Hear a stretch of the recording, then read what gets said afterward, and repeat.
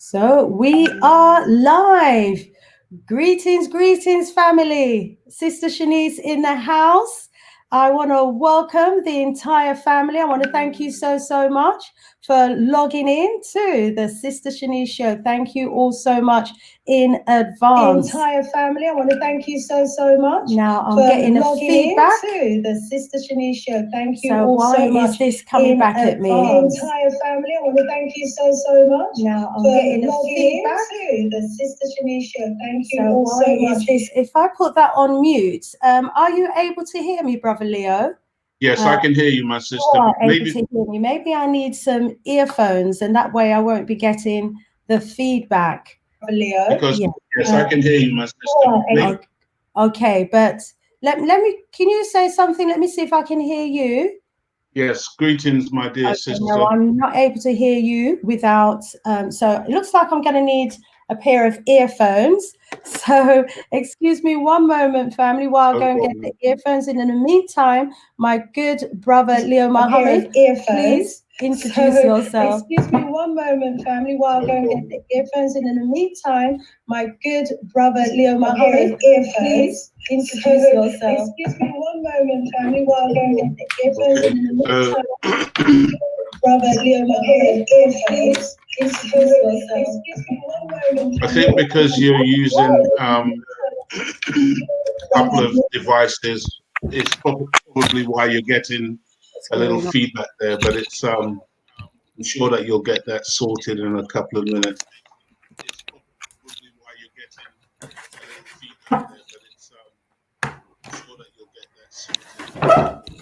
Yes, I've got my earphone on now, and so I'm not getting the echo. Is the echo? Are you getting any echo your end? No, I can hear you. I can hear you clearly now, sister. Okay, I'm still getting the echo. Hang on, I think I know why it is. Right.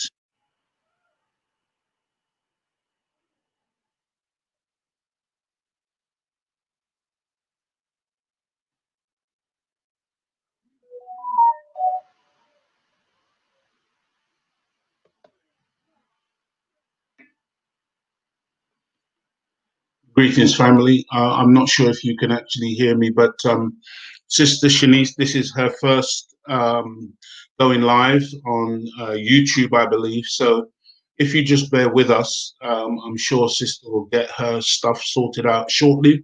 But it's, very much trial and error. Sister is trying to work out why some of the sound is currently echoing back to her. But if we just bear with it for a little while, I'm pretty sure that we'll get sorted and we can then go ahead and do what we need to do. I am black, my brother.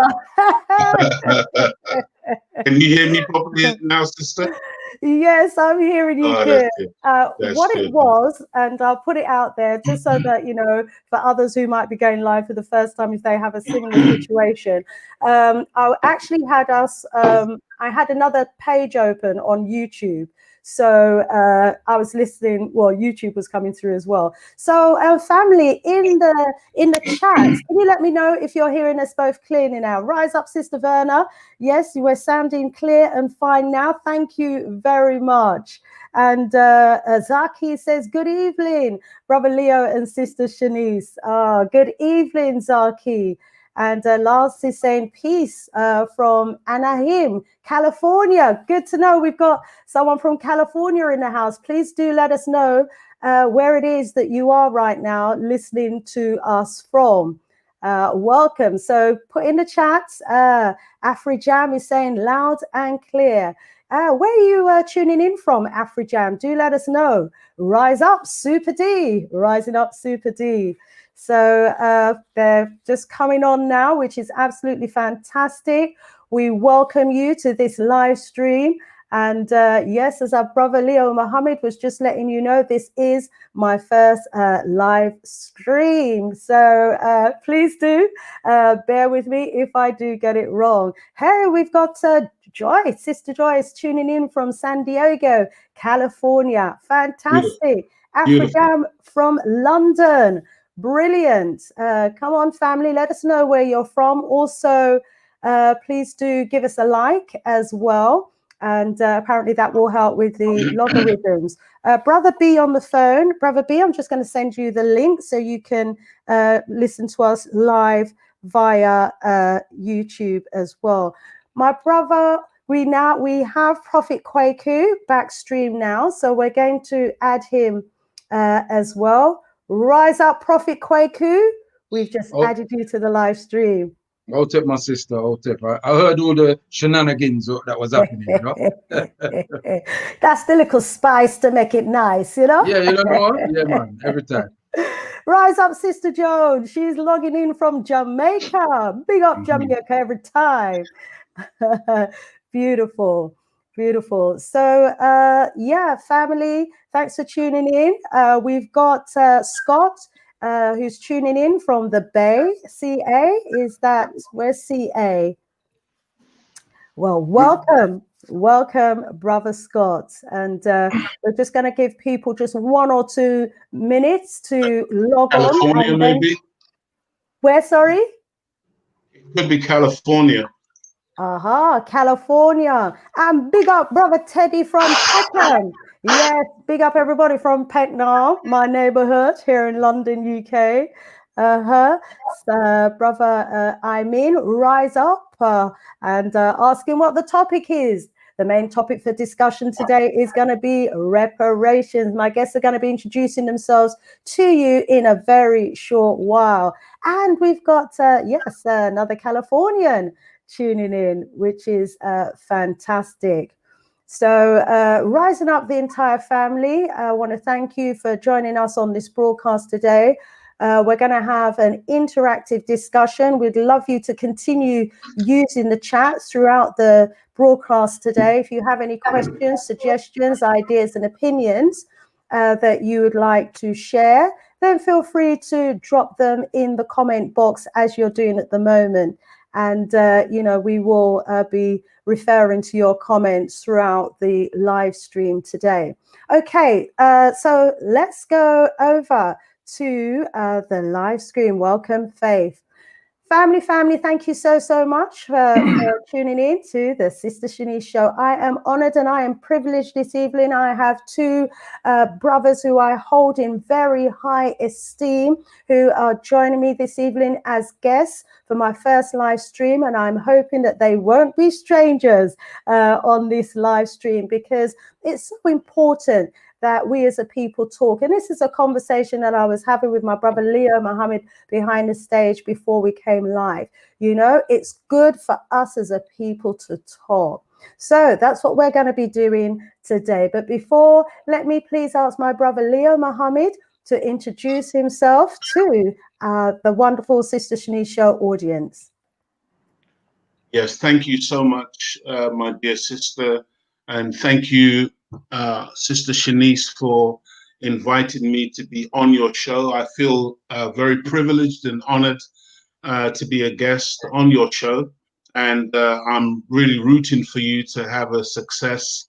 And of course, we understand it being the first time you going live. Of course, it's you know, it's not going to be necessarily all plain sailing. I'm looking myself to be doing something of a similar nature very soon, and so I'm hoping to learn as we go forward this evening.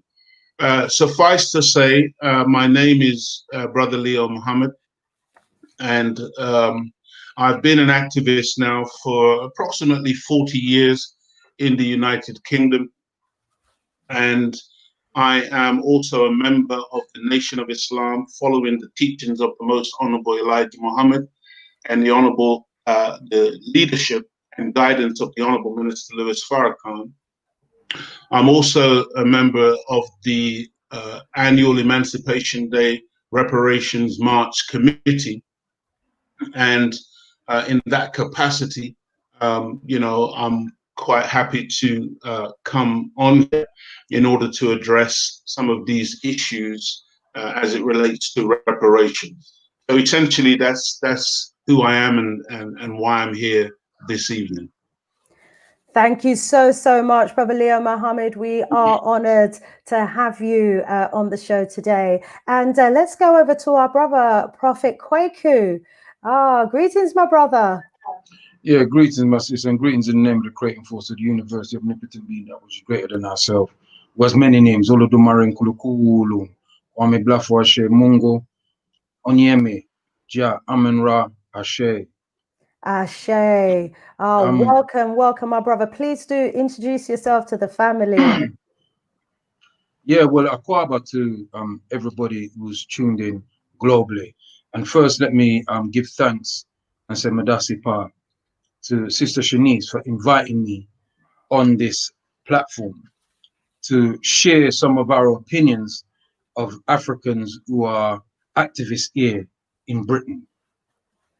And so, as like what my brother said, I'd like to bless you, Sister Shanice, from the ancestors with your beautiful show. I've seen your transition over the years. I've known you for a number of years, and I've seen your transition as a sister, and you're just growing every day.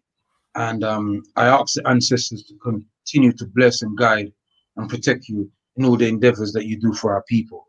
Thank you. I'm affectionately known. Sorry. I was just thanking you so much. Please continue, my brother. Yeah.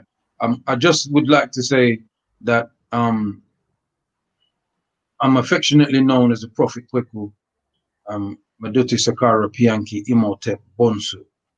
And I've been an activist maybe all of my life, not knowingly all of my life, but the last 29 years, I've been active in working in the African community here in British Britain, and I've had the pleasure of traveling around to do some activist work in different parts of the world. I'm a member of the Garvey Town Project in Ghana, which is an organization that is set up to bring Africans back home to Africa. And we have 300 acres of land in Ghana and looking to share that with brothers and sisters who has a vision for creating something in the name of Garvey, but also in the name for our descendants as well.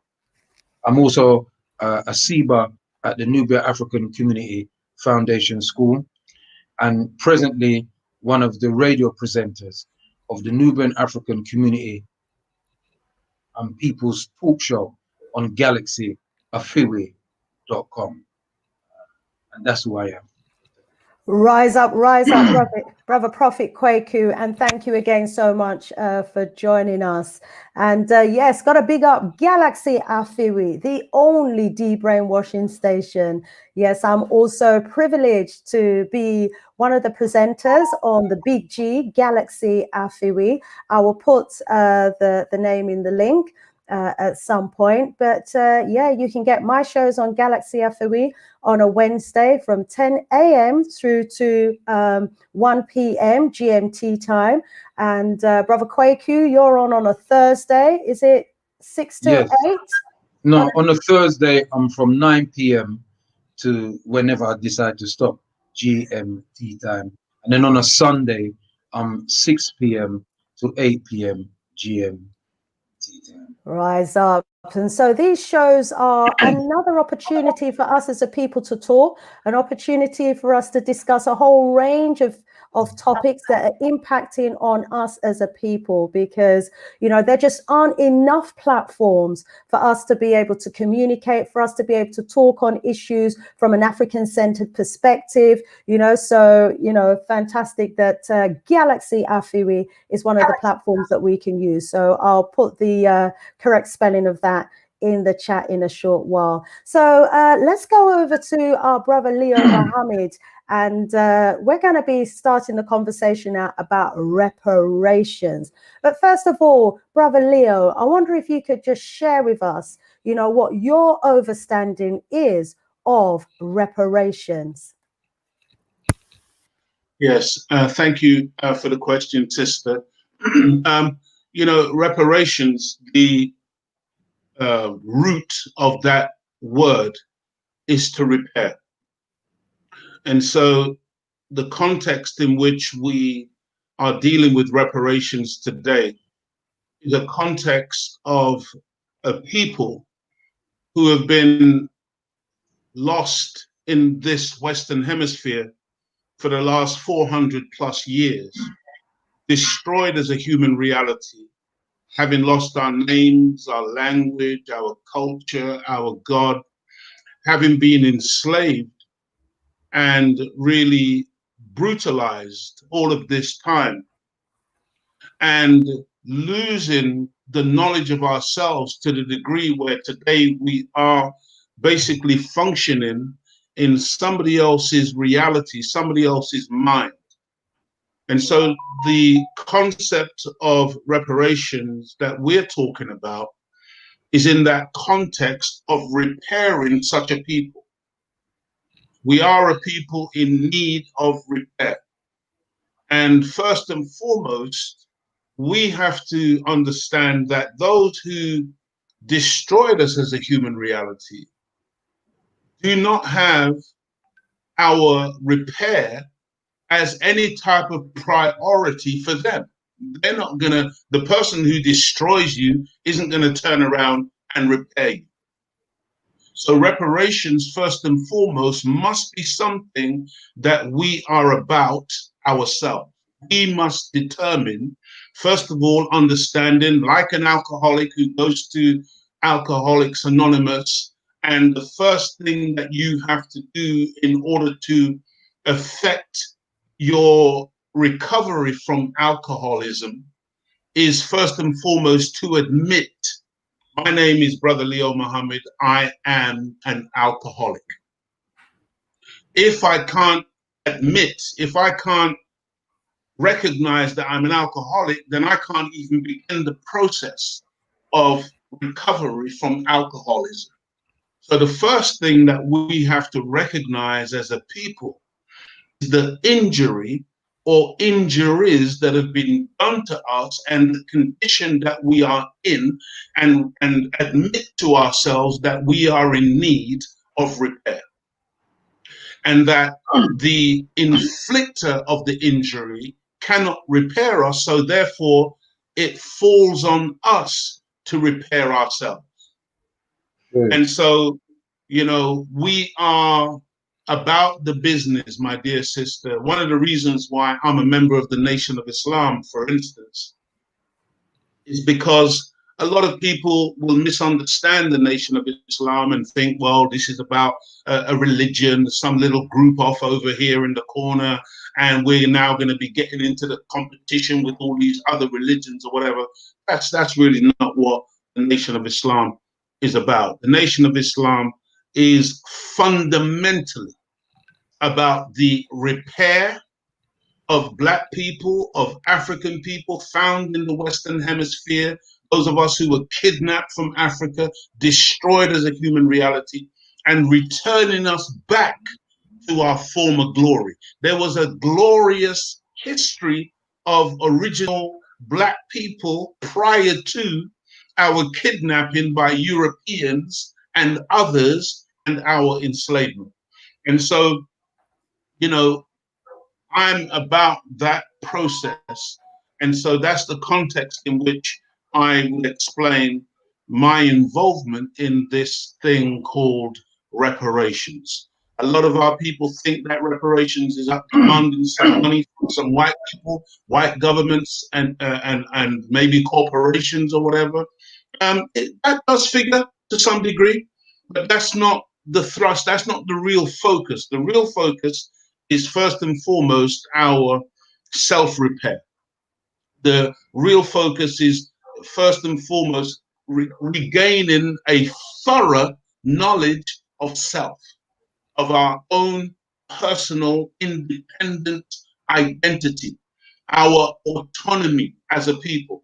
Having accomplished some semblance of that, then we would look to the former enslavers and their children. And because of our strength and our unity and our repaired ability, we could then put a demand on the enemy of our demise and say, you have an obligation to also affect reparations to also step up to the plate and make sure that you play a role in the repair of the people that you used and abused for over 400 years. But that comes after you and I have come together and formed ourselves back into a Black family, back into a Black nation, back into a powerhouse of authority whereby we can actually make a demand on the enemy rather than continuously going to the enemy with a begging bowl, thinking that all they need to do is give us a check for some money, and somehow these pieces of paper are going to be able to repair us and we're going to be able to live happily ever after. That's not going to happen. That is completely unrealistic and non-viable. What is realistic and what is viable is for us to get together, recognize that we are family, irrespective of what labels we're currently wearing in the form of religions and or political affiliations or social orientation.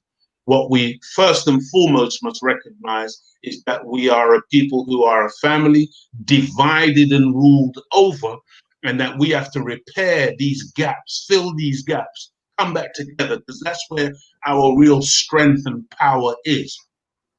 And then we will put ourselves into a position to not only repair ourselves as a people, but also begin the repair of the mother continent, Africa, and the repair of the planet itself. Because these demons who enslaved us, not only did they destroy us as a human reality, but they've been systematically destroying and raping the planet also.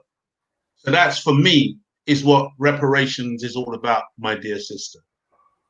Rise up, brother Leo Muhammad. Thank you so much for that. So, you know, clearly a huge job of repair that needs to be done, because as you said, those of us here in the diaspora, we have been stripped of our language, stripped of our culture, stripped of our history, our heritage. We've been uprooted, you know, from our motherland. So there's a huge job of repair that needs to be done if we are going to get ourselves back to where we were. You mentioned in our glorious past, prior to the invasions and us coming into contact with those you described, of the demons on the earth who are systematically destroying the planet on a daily basis. My brother, Prophet Kwaku, we just touched on, you know, where we were prior to the invasion of the Europeans. I wonder if you can give us really some sort of vision from your perspective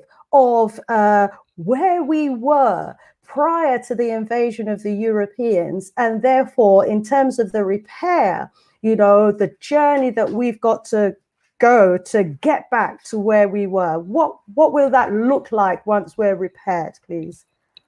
You know, sis, the repair comes in many fashions, and my brother quite eloquently, excuse me, gave a rendition of what he thinks the repairs is. And I totally agree with everything that he said. But also in the repair, there's a thing called restitution. You know, to return the people to where they were before the invasion of the Europeans. You know, it is difficult to say where we were, where we are, where we should be in terms of our story, because our story is millenniums. Our stories is you know, millions of years. We didn't just come here the other day. We've been here for millenniums. And the enemy has been trying to infiltrate our societies from the times of the Hyksos in 1785, before the coming era. The invaders of Kemet, the first kind of invaders to invade Kemet and spend about 200 years. They didn't build a thing. They didn't do nothing. Mm-hmm. These are HYKSOS, Hyksos. People can Google that. They can do their own research. Mm-hmm. And then we had several intermediate periods, because we have to be truthful about our stories. Not all the time we was in glory and we was all happy. We had some wicked people amongst it who did not like to share, who was greedy, who, because they couldn't have their own way, would go away and work with other people to come and pull down our societies. These things are happening, it's well documented. And we have many wars within ourselves and many wars with our enemies. But I think one of the most poignant part in our story was the fall of Carthage, the Empire of Carthage, the two Punic Wars.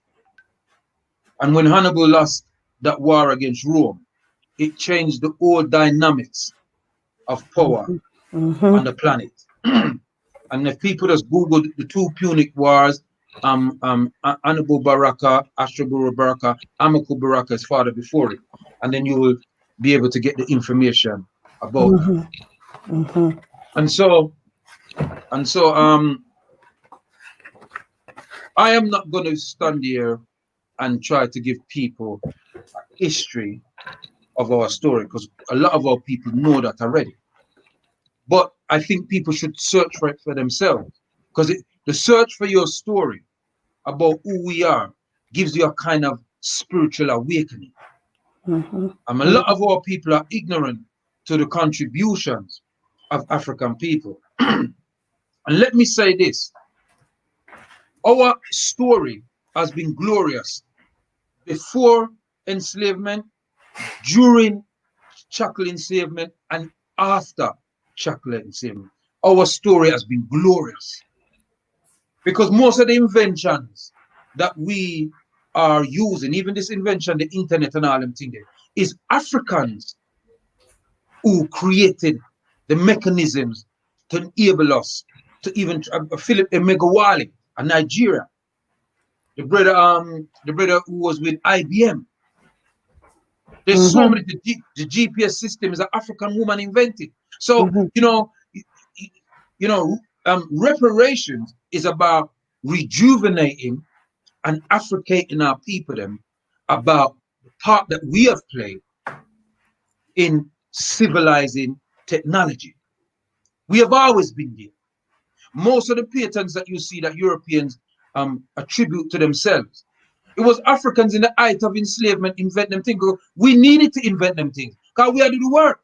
Them just lie down on them backside now, do nothing. And we had to do the work. So we have to find how we press the clothes. Make an iron. What make it easy? Ironing board, Sarah bone.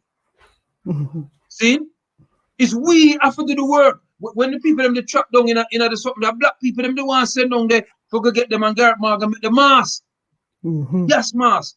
So our story has been beautiful. It is at its hiccups. And even in the enslavement, Nat Turner, Denmark Vesey, Bookman Dutte, Dessalines, the ferocious, Queen Nani, Queen Nzinga. The list is long. Sojourner through Arab Tubman. So our story has always been good. We never sit down and take no battering from them people here. It's people that betrayed us and sided with the enemy that enabled the enemy to infiltrate Mama Africa, to kidnap us, because it's kidnapping. Yeah? It's not saying it's kidnapping. They kidnap us, assassinated, eliminated the indigenous people of the lands that they brought us to, subjugated us to terroristic working for nothing. You understand me, I say? So reparations for me in that aspect, in terms of restitution, is allowing us to do our thing without no infiltration, without no sabotage. The UNIA, the Universal Negro Improvement Association, that was started by Marcus Mosiah Garvey and his wives, Amy G.X. Garvey and Amy Ashwood Garvey, and all the Africans that supported that organization to make sure that organization with the ACL was a success in the 1900s, early 1900s, was sabotaged. Martin Luther King sabotage. Omuwale Malcolm X, sabotage. Every time the Black Panther movement, sabotage. By the people who MOVE look movement, like us. sabotage. So every time we try to rear our head, every time they step on us, and we rise again like a phoenix, they come again to tear we down. So reparations for me is about vengeance. That's what reparations is about for me. No, people might vengeance we might talk about. Vengeance come in many forms. Yeah, I'm not here holding out no Olivan to the enemy and asking them to be my friend. Me not do that. Me not in and none of that with them. We've tried it too many times. They cannot be trusted. Period. So what we have to do as Africans is that we have to sort out the problems that we have amongst ourselves. We have to look at what enslaved us. Remember, I'm not letting the Arabs off either, The Arabs, them, enslave us before the present day Europeans did. True talk. 1,000 years before. Turning our people into eunuchs. Our man, them in eunuchs. Kidnapping Africans, training them, right, to be Arabs again. Indoctrinating them and sending them back into Africa to enslave their own people. This is true. This is history. This is the truth about what happened. So I ain't got no time for them. Them have to pay up. Yeah.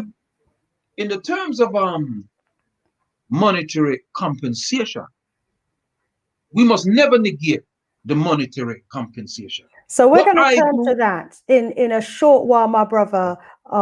Prophet, thank you so much. We hear the huge repair job that needs to be done amongst ourselves as well, because this treacherousness that, and the traitors that we've had among us, as you quite rightly pointed out in those numerous examples, go back as far as we know our history. So there clearly is a huge job of internal repair that needs doing as well. And we will turn to the compensation side as well in a short while. I just want to go over to our brother Leo Muhammad and just bring him in at this stage as well, just for him to also give us a picture from your perspective, my brother Leo, about our glorious past, and and so we can get an idea of the heights from which we have fallen from, my brother.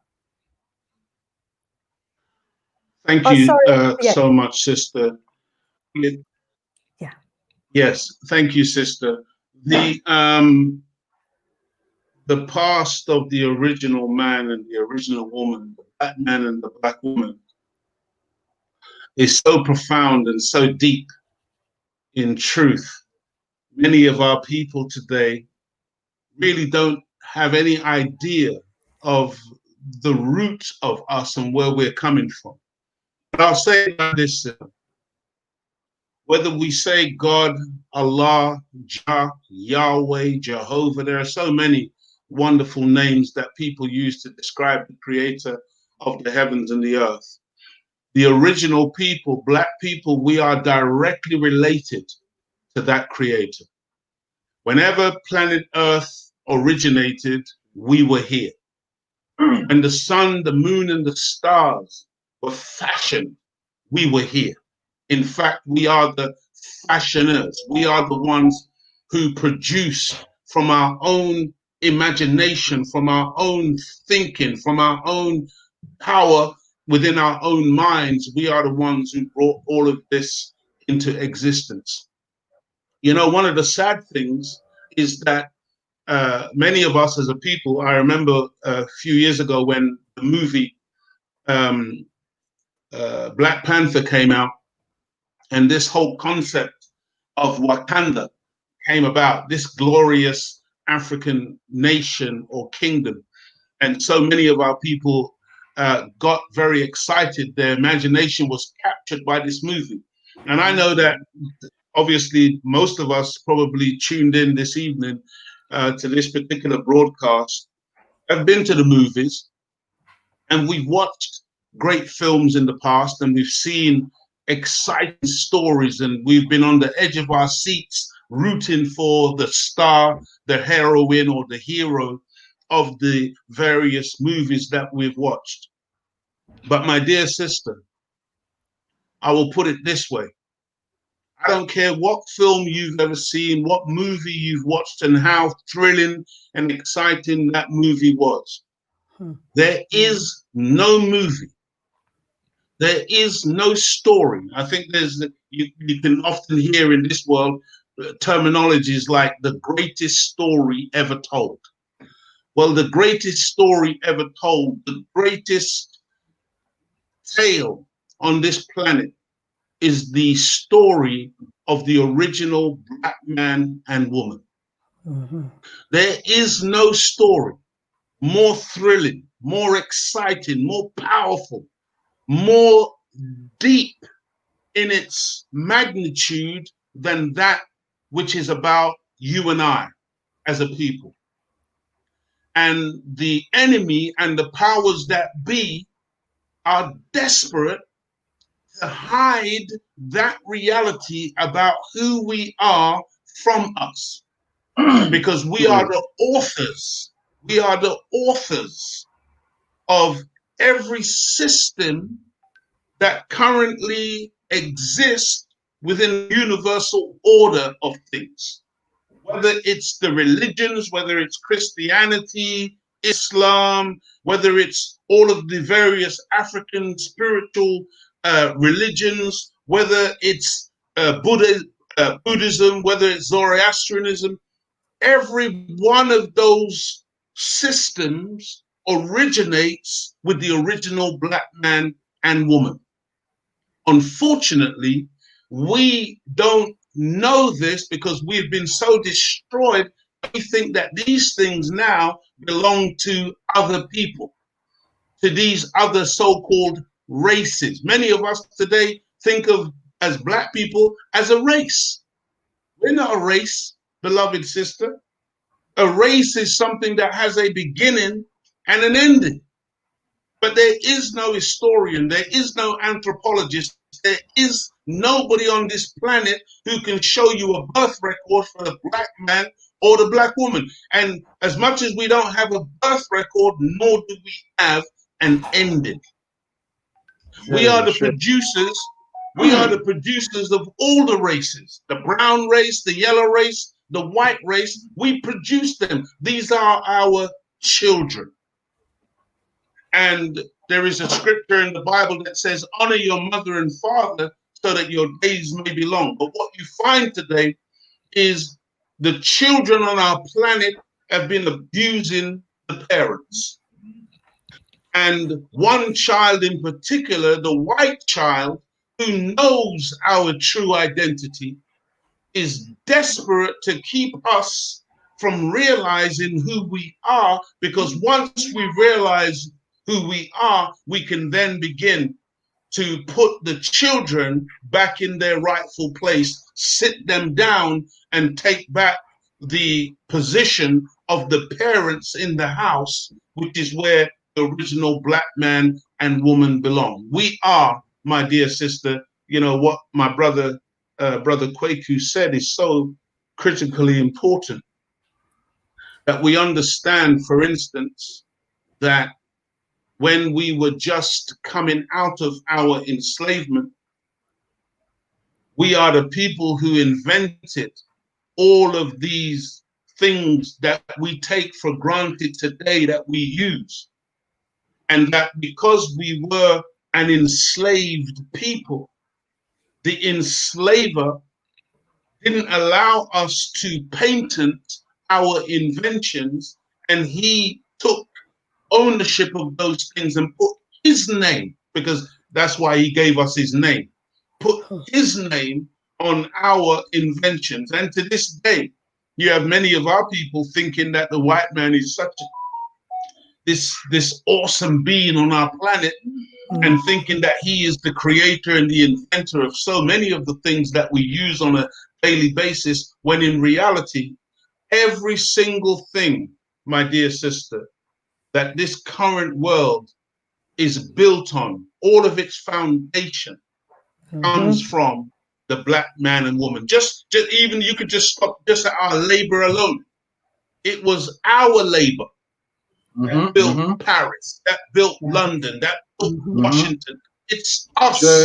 We were the people responsible for everything that these people now try to pretend that they created, when in reality, they have created nothing. There's only one creator on our planet, and that's the original people. We're the only ones who have the creative ability. What they can do is that they can make things based off of our creation. And so much of what we created, they have taken it and manipulated it in such a way that now we think that that which they have made, which is a completely different thing to creation, that which they have made, we now think that that's, you know, the origin of the thing, when in reality they've taken a created thing and made mischief with a created thing. Do you follow what I'm saying? Absolutely. We're the originators and they are the imitators. Absolutely, my sister. And so in closing this point, it's just really important that we understand that we are not like Caucasian people. We are not like Chinese people. We are not like Asian people. We are certainly not like white people. We have a completely different mind and heart. And we have to get back to that beautiful reality of who we are, which is God walking on the earth. We are a spiritual people who are connected to the power source that governs the universe. But we have been disconnected by a wicked enemy who wants to make us think that we are just these flesh and blood people running up and down, trying to compete in some type of rat race, or what they call the human race, when in reality, we are much greater, much bigger than all of that. And it's just trying to get this information into the masses of our people, and in particular, into our youth.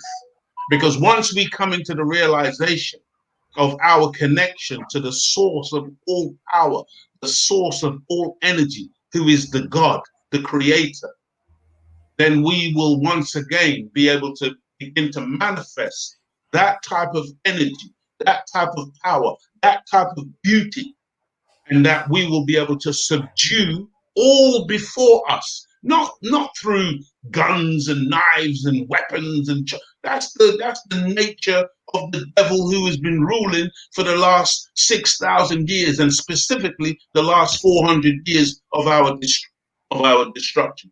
But we have a different way, my dear sister, that we rule. We have a different way that we govern. We are the only people today in 2020 qualified to give freedom, justice, and equality to the entire human family.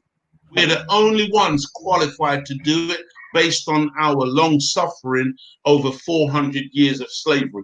But before we can offer freedom, justice, and equality to the brown, the yellow, and the white, we must first give it to ourselves. We must first become a Black united family all over, wherever we are found on the planet, not just in the continent of Africa, not just in the Caribbean, not in the Isles of the Pacific, not in North America, not here in Europe, but all over the planet Earth. We are one Black family. And if we can recognize that and begin to come together on that basis, then we begin to come back into our power and begin to change the whole reality of the planet on which we live. Absolutely agree with you on that, my brother. We are indeed one Black family, one African family.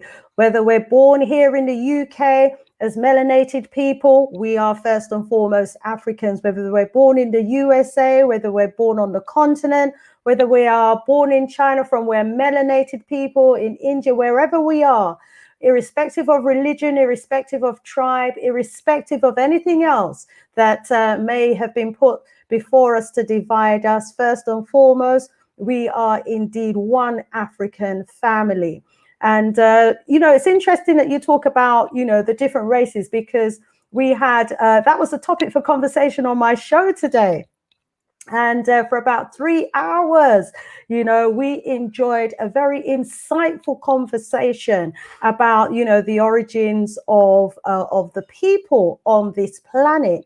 And there were a number of schools of thought that we were discussing. So, for example, there was the school of thought that was talking about the Europeans and their 20% Neanderthal DNA that's still in them, the ape DNA that they still comprise of, plus some of our human DNA. So there was a school of thought that was actually looking at, you know, the beasts, these Neanderthals, and roughly the period that they came onto the planet. And there was a lot of speculation about how they actually arrived on this planet. But, you know, they are here. And, you know, that beastly character from the Neanderthal gene is still very much what's manifesting itself today in terms of the wars and the problems that we're having on this planet. So we were looking at the Neanderthals. We were looking at those that descend from I call them the Denoshevans, but I gather that's not how it's pronounced. But the Denoshevans were another beast that was on this planet in the Caucasus Mountains region, which also mated with some of the humans that were in that part of the region and of a particular time, and created, you know, the round face features that we have and we see amongst the Chinese, the Aborigines, West Papua people, etc. You know, so there's and they also have some DNAs from the Neanderthal in them, as well as the human DNA from the Africans. But all of that aside, we were, you know, quite clear on our show today that the only humans on this planet that didn't evolve from apes, because this evolution theory was discussed in quite some detail as well, the Darwin theory and the evolution from the apes. And as I said, the Neanderthals do, and the Caucasians of today, who we call Europeans now, do have, you know, the ape DNA in them. And we were looking at the different DNA strands as well. We are the only complete human beings as Africans. You know, and so what most of us don't realize is that we're living, amongst other beasts, you know, people who have descended from beasts on this planet. But that is a whole nother conversation for another time. But let me bring in Brother Kwaku to maybe just add a little bit to that discussion, because I know you definitely chimed in on my show today on that. So let's just touch on that a little bit. And I can see Brother Abu in the studio, so just bringing in Dr. Abu as well. Rise up, Dr. Abu. We're going to come to you in a short while, my brother. But Brother Kwaku, you heard some of the discussion on the show today and the various schools of thought. Let's share, please share some of that with our audience. You know, there's a lot more people more qualified than me to really speak about the origins of man, the original African, original black man and woman. But I'm just a real person. Yeah, and I try to look at things from what I see. And these creatures, which call themselves Europeans, or whatever the case may be, I don't see them as part of this planet. I feel that them is invaders come down from somewhere. And they mash up the planet with them did there, and them couldn't live there no more. And somehow them end up down there. And they mix with the Neanderthal, yeah, they mix with the Grimaldi, all these kind of different species of humans that was on the planet. So I don't adhere to some of those things. I haven't done no anthropological research. I'm not going to go dig up my something. I don't have I'm getting a feedback. Sorry, I think that's Dr. Abu's. Yeah, rise up, Dr. Abu. We're getting feedback from you there. I think you might have just turned something on. I'll bring you back in after you take your phone call. All right. Sorry for that, my brother. Mm-hmm. Yeah. So you know, I've got to look at the behavior of this species that call themselves Europeans, and them cousin them, the Arabs, because contrary to what many say, we've been enslaved for over 1,500 years, chattel slave. The Arabs and the European together works up to about 1,500 years. So by the time the Portuguese arrived on the west coast of Africa and started their little trickster business, Africa had been decimated by, you know, hundreds of wars. Our people them stolen from us, the best of our people them, and taken to foreign lands to work for other people. And so, as I said earlier on, sent back to invade and destroy. A bit like what is happening, what the Chinese are doing now in Africa, where they're training up young local Africans, taking them to China for 5 years, and things like teaching them Mandarin and all the rest of it.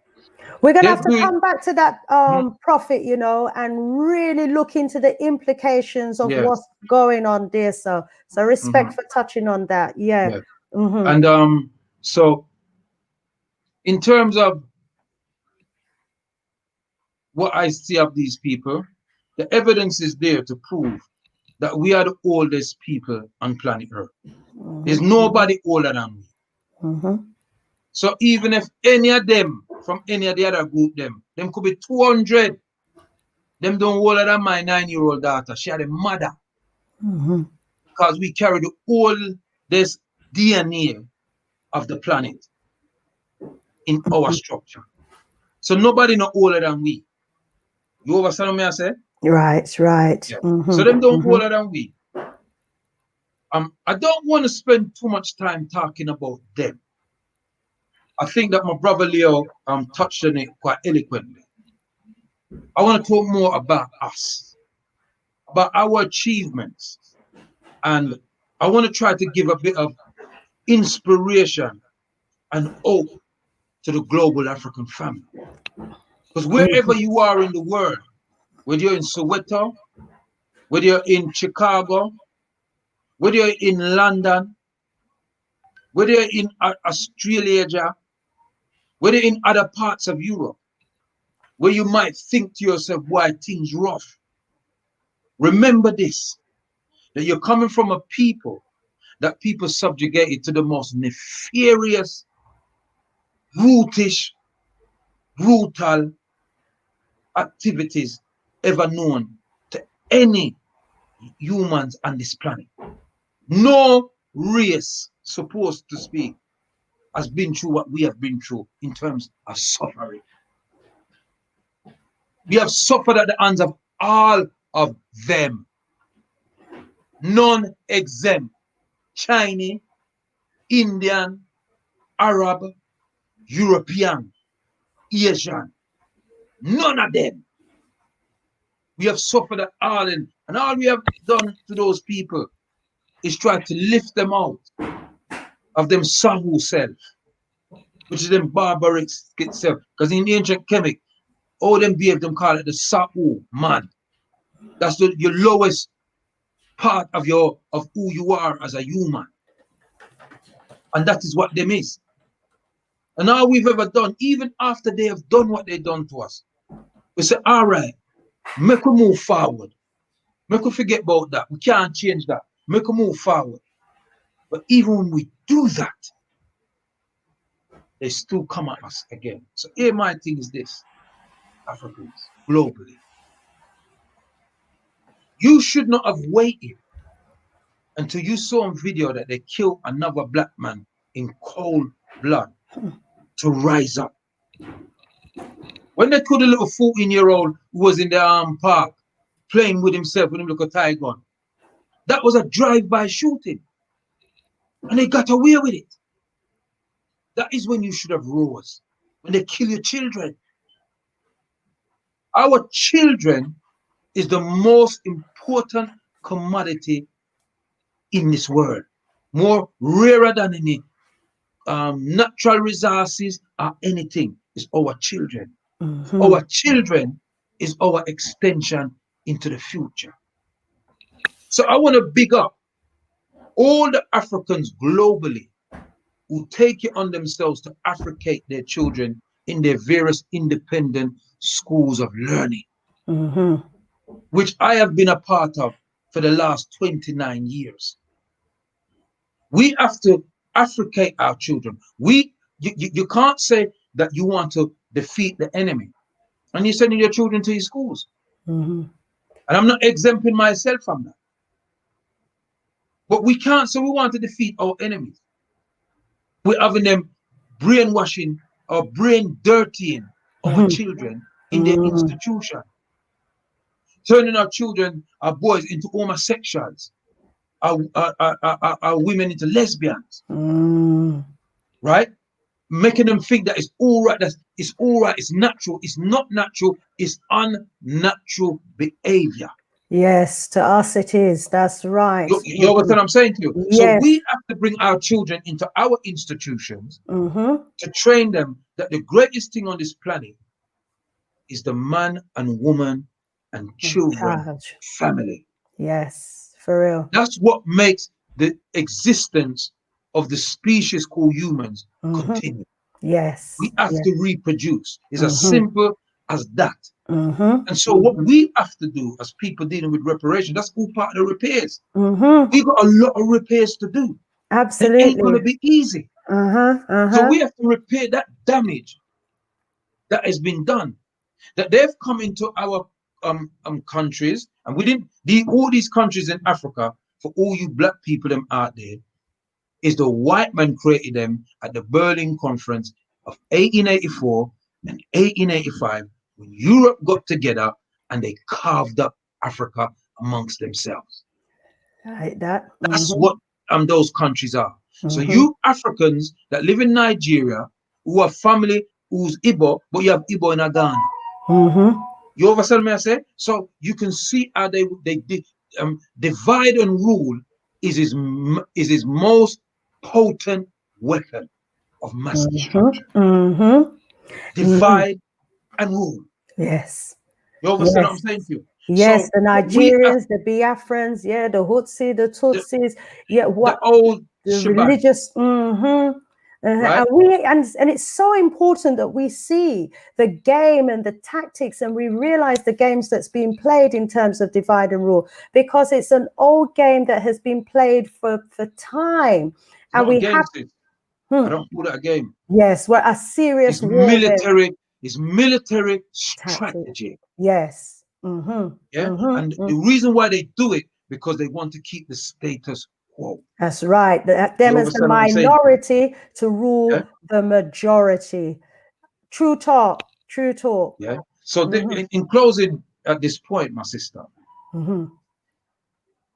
we must never despair about where we are now, because where we are now, hundreds of years ago, our ancestors wanted us to be at least here.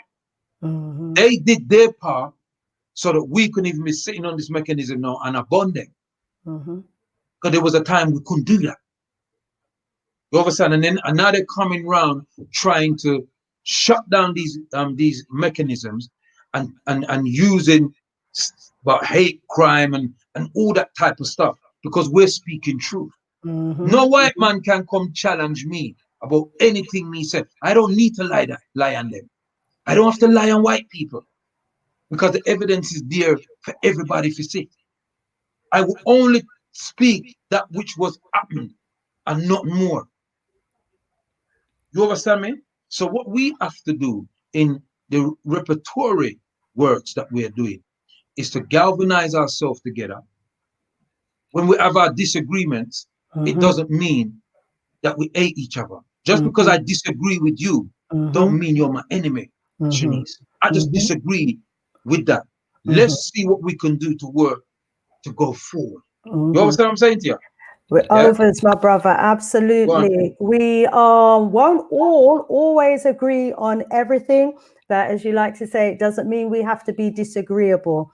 And it's okay to have different opinions and perspective on things. That is fine. But, as we're saying, first and foremost, we have to ensure that what we might perceive as being different doesn't divide us as a people, because our unity is critical at this time. Let's go over to our brother Leo Mohammed. My brother Leo, you know, we just had that little departure there to talk a bit about some of the discussion that we was having on my show today on Galaxy Afiwi, the only de-brainwashing station.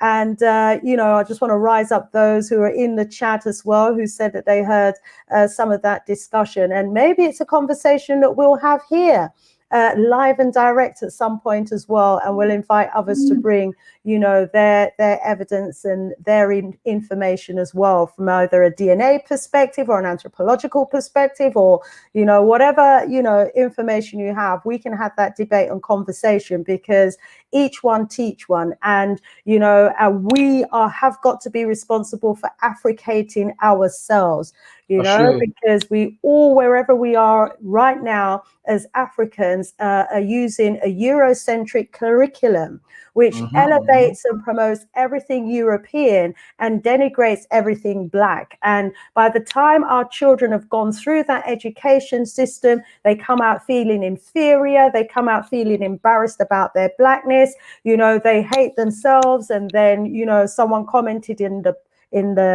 chat, as soon as they become successful, they are led to believe that having a European woman on their arm, you know, a descendant of one of these Neanderthals, is, you know, a reflection of their success, when in fact it's a reflection of the fact that they don't know themselves, they're out of their own minds, and they have no self-pride or race pride.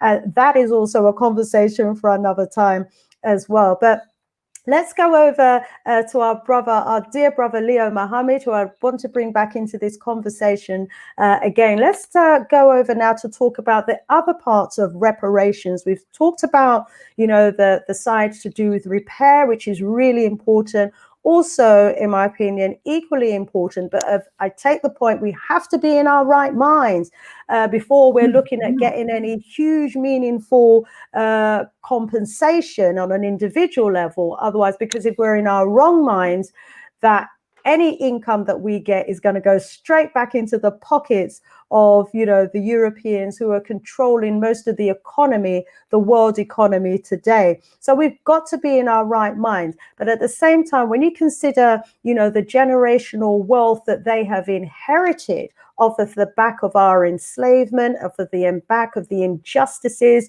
that we have suffered, the genocide that they have committed across the world, and the countries that they've stolen and taken from the indigenous people, us being the indigenous people in most parts of the world as well. When you think of those injustices, when you think of, you know, the destruction to the infrastructure, to the kingdoms, to the cities that they committed as part of their war against the planet and the people of the planet, there's a huge compensatory side of the reparatory justice, I think, that's required as well. But what are your thoughts, my brother Leo, on that, please?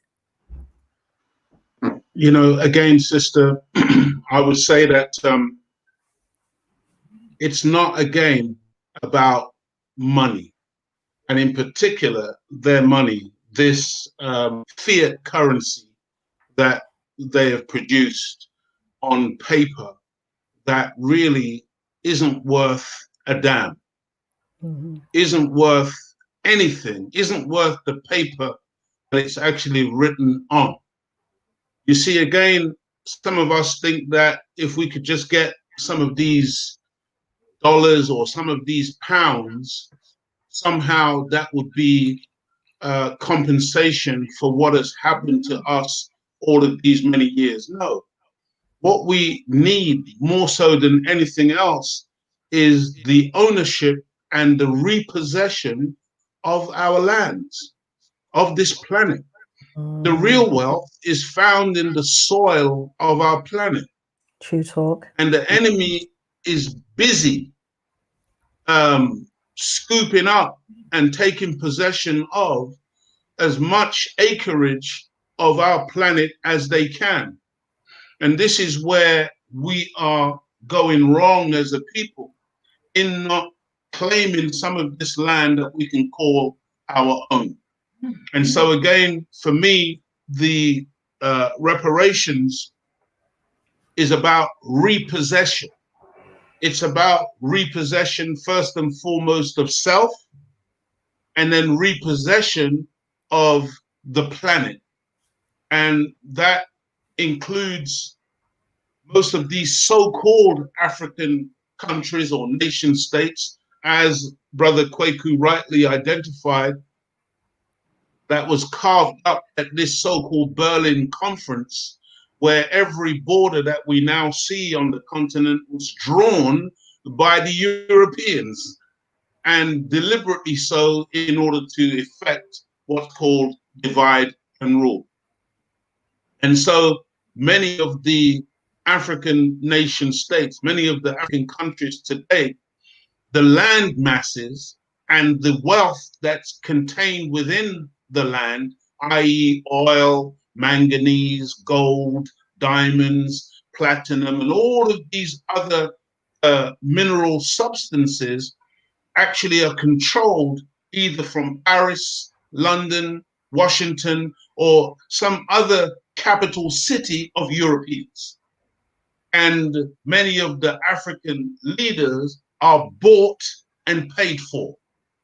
And as long as those leaders and their cronies and their families can then take this fiat currency given to them by these Western powers for the real value and the real currency, which is the land and the resources found within the land, these African so-called leaders are facilitated to put these currencies or put these resources that they have skimmed off the top of their nations and deprived our people of the real wealth in those nations. And so Africa is the richest continent on our planet with the poorest populations on our planet by design, because these so-called leaders have been co-opted and manipulated into a position where they are being facilitated to steal the wealth from the masses of the people on the ground and put these resources into Swiss accounts and or accounts found in corporate Britain and corporate America and these other places. But they've been facilitated to do this. When you constantly hear about, oh, you know, the corruption in Africa, that corruption is facilitated by the corruption in Washington, the corruption in the city of London, the corruption in all of these capital cities of the Western world. And so for me, my dear sister, you know, again, reparations begins with us as a people coming back into a thorough and full knowledge of ourselves. Because once we know ourselves and know the reality of ourselves, then these so-called leaders won't be able to continue to exploit us, won't be able to continue to rape our continent, won't be able to continue to facilitate the rape by outsiders, because we will then be in a position, having regained the knowledge of ourselves, to then demand accountability from those who come before us and want to lead us. And in truth, we will then be in a position to start to produce the right kind of leaders. Historically, we've produced leaders who have been real leaders, grassroots people who have come up through the demand of our desire for freedom, justice, equality, and liberation. But every time that we've produced a leader, whether it was a Steve Biko, whether it was a Patrice Lumumba, whether it was a Martin Luther King, whether it was a Malcolm X, whoever it was, the enemy would conspire to destroy these leaders. Whether it was the Honorable Marcus Messiah Garvey, the enemy would plot and scheme to destroy these leaders. Right. And oftentimes they could find collaborators within our own ranks, because these collaborators would be bought and paid for, like Judas in the Bible, accepting 30 pieces of silver in order to sell out our own liberation and our own liberation champions.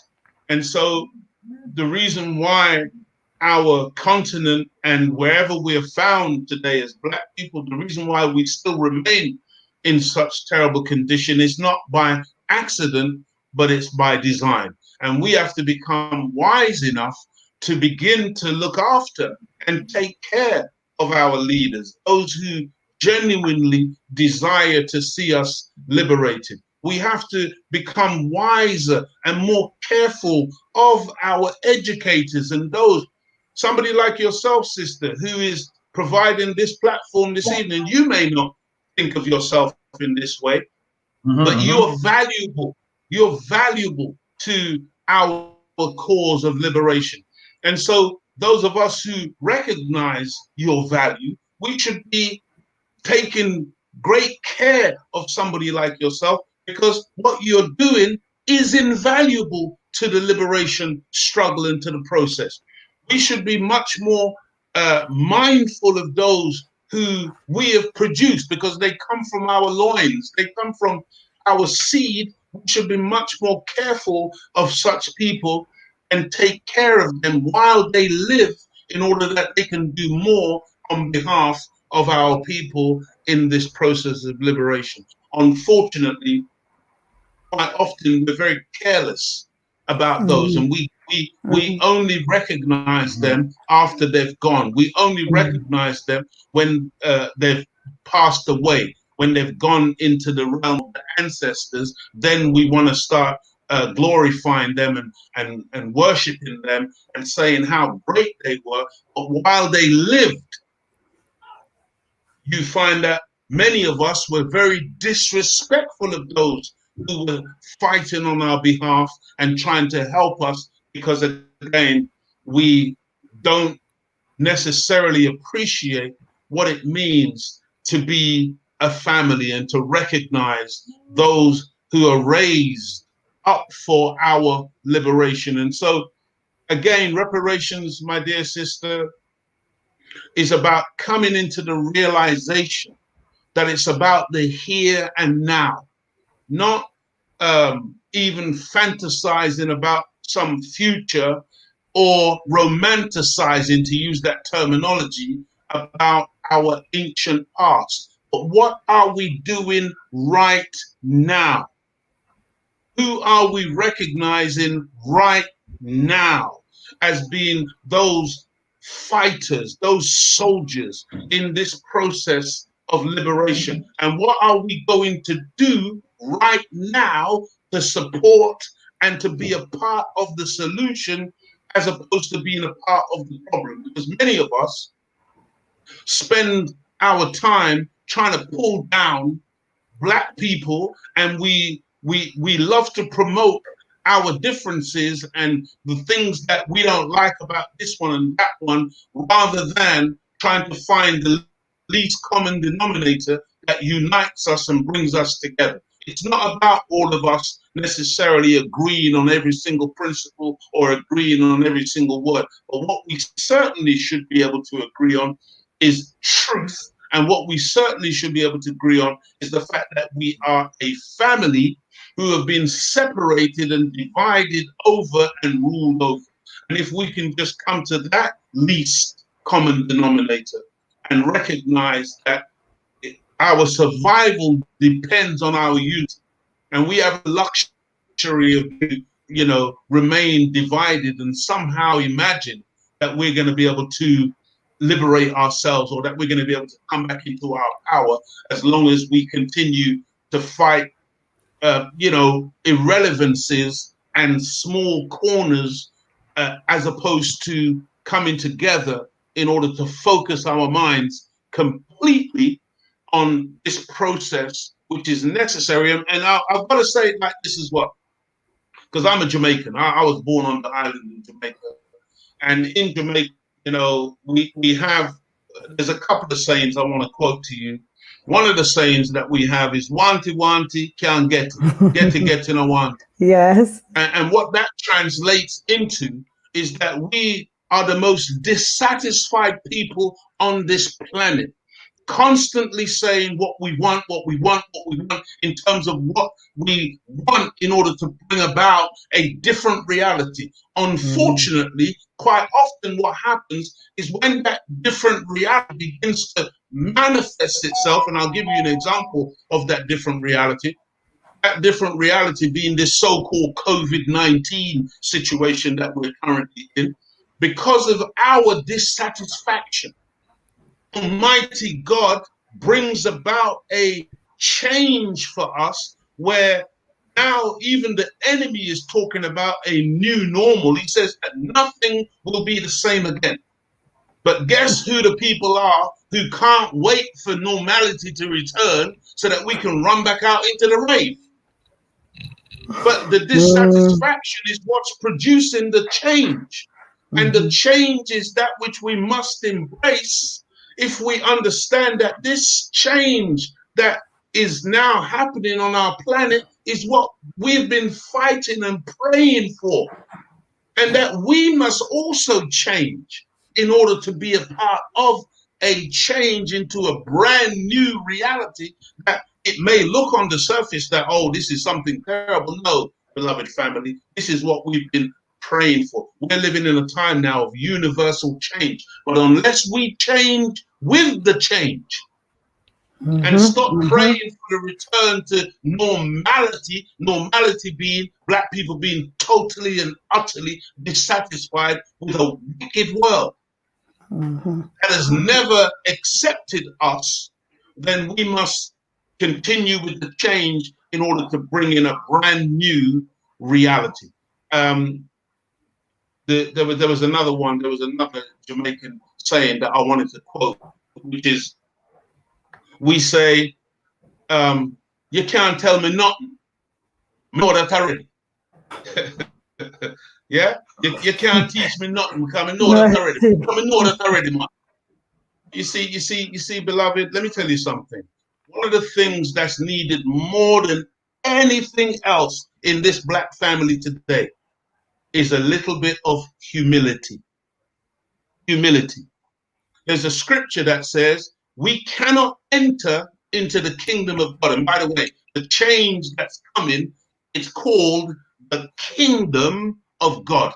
That kingdom of God, it's a righteous place. It's a peaceful place. It's a place where the original man and woman once again can have among us freedom, justice, and equality. But the scripture says you can't enter into that new place, that new dispensation, that new reality, lest you become like a child.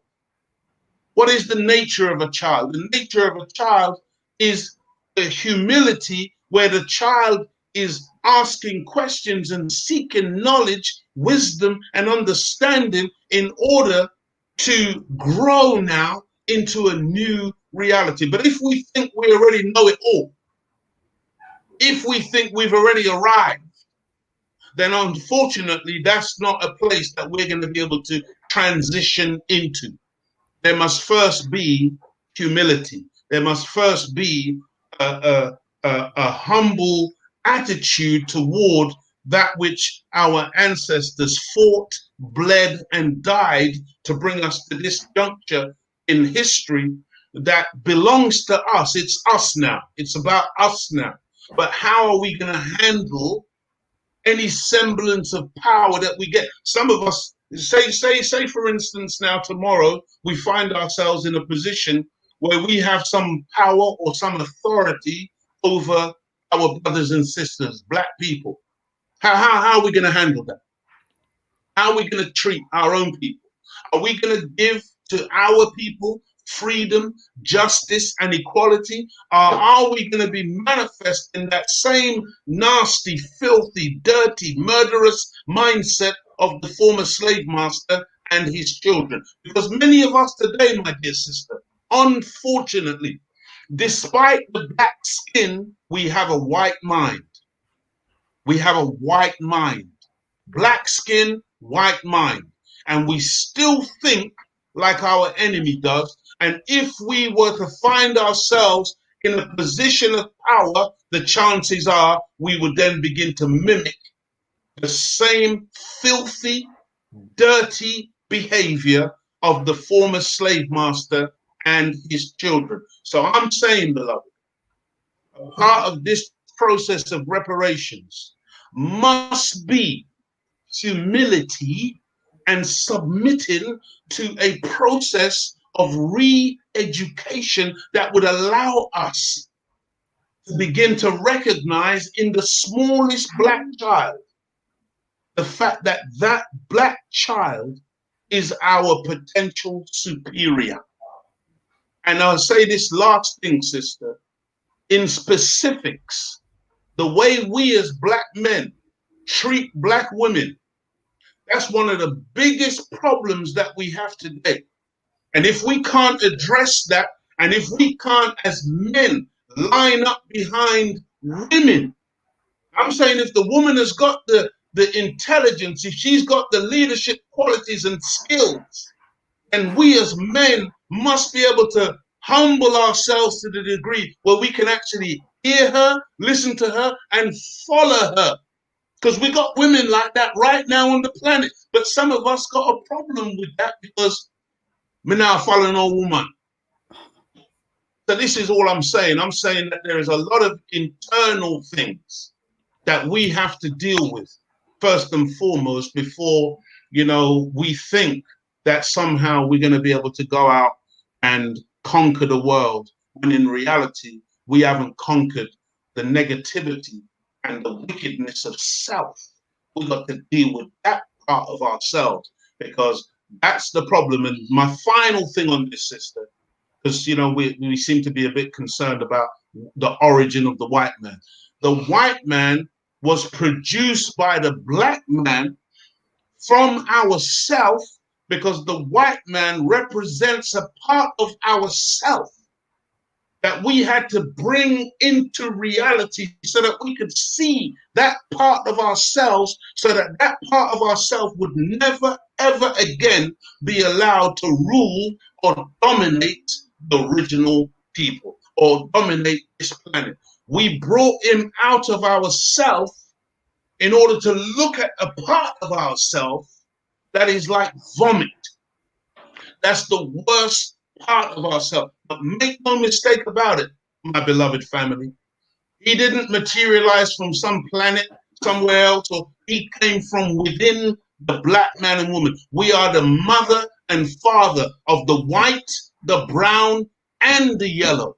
And whatever they're manifesting, we have a part of that within us, but part of our grand plan toward perfection was to bring those elements out from within us in order to perfect ourselves by looking at that thing that resides within us that we must deal with if we are to bring equilibrium and balance and harmony and reciprocity back to our planet. Thank you.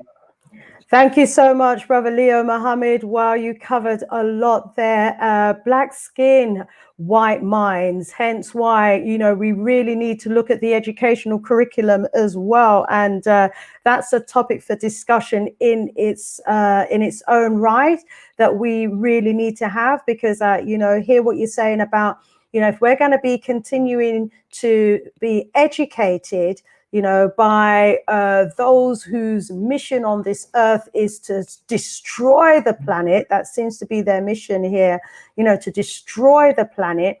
Any leaders that are coming up through their education system is just going to result in our people, as you said quite rightly, just mimicking the behavior of these people. And we're seeing that actually happening today as well. Now, you also touched on our ancestors as well. And I just have to give credit to our ancestors right now, because, had it not been for our forefathers who so bravely fought against their oppressors, who so bravely fought against our enslavement, we would still be in shackles and chains today. So I want to rise up our ancestors and give respect to them for their spirit.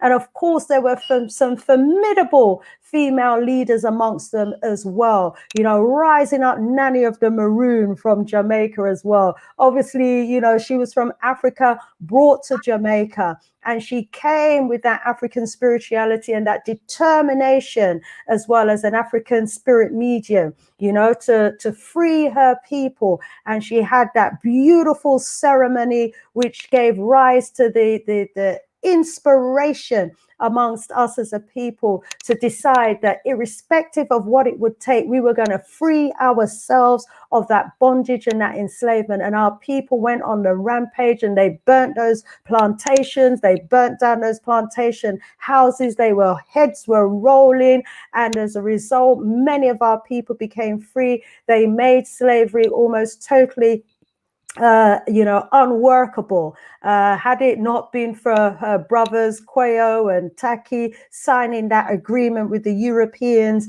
our sister Nanny would have continued fighting until every last African was free. So there are many women like Nanny of the Maroons in our history who, you know, my brother, have done a formidable job leading at the front to deal with the situation at hand during the day. So we give recognition to Nanny of the Maroons. We give recognitions to ones like Queen Candice as well, we often in the European curriculum talk about Alexandra the so-called Great, who, you know, managed to conquer so many lands from Macedonia all the way through Asia Minor, all the way through to India. He was conquering as he went. In his 13 years as so-called King of Kings, he was conquering many lands for his people. And he also got as far as Egypt. But guess who stopped him at the first cataract?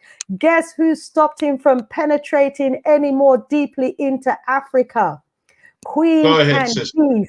Queen Candice, who turned up on her throne, straddled across 2 elephants with her army of African men on elephants, and on behind her, our big, strong brothers, thousands of them, to meet Alexander the so-called Great. And she said to him, if you want to go to war, we will go to war. But let me tell you this, after I beat you, I will chop off your head and roll it down the hill.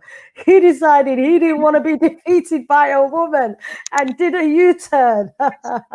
So, you know, we have some wonderful people in our history that, you know, we're not likely to learn about in the mainstream curriculum.